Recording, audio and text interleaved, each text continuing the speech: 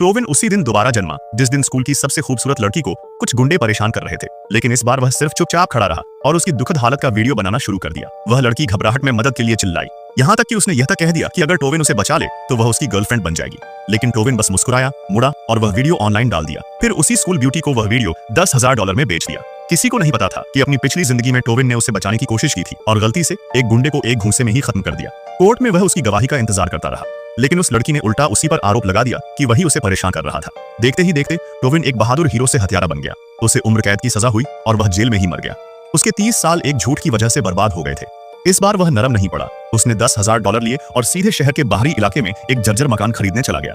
उसे याद था कि पिछले जीवन में जेल में एक गुंडे ने बताया था कि उस पुराने घर के आंगन में 50 किलो सोना छिपा है।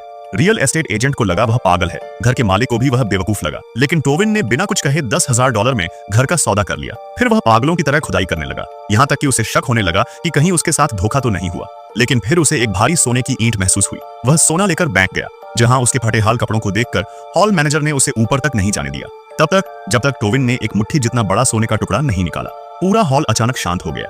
संयोग से स्कूल ब्यूटी और उसकी माँ भी वहीं मौजूद थी। पहले तो उन्होंने उस सोने का मजाक उड़ाया, लेकिन जब टोविन ने पूरा थैला खोलकर $24 मिलियन का सोना सबके सामने रख दिया, उनके चेहरे का रंग बदल गया।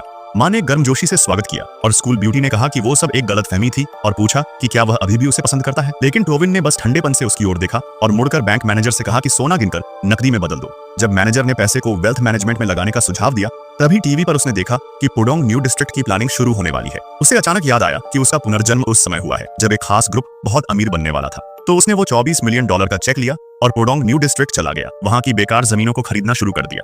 घर बेचने वाले उस पर हंसे, यहाँ तक कि स्कूल ब्यूटी और उसकी माँ ने भी उसे कई घर सस्ते में बेच दिए और उसका मजाक उड़ाते हुए कहा कि अच्छा हुआ वे उसके साथ नहीं रहीं, वरना उसकी बेवकूफी से पागल हो जाती। लेकिन किसी को क्या पता था कि कुछ महीनों बाद सरकार ने अधिग्रहण की घोषणा कर दी और पुडोंग की हर एक स्क्वायर मीटर जमीन की कीमत आसमान छूने लगी।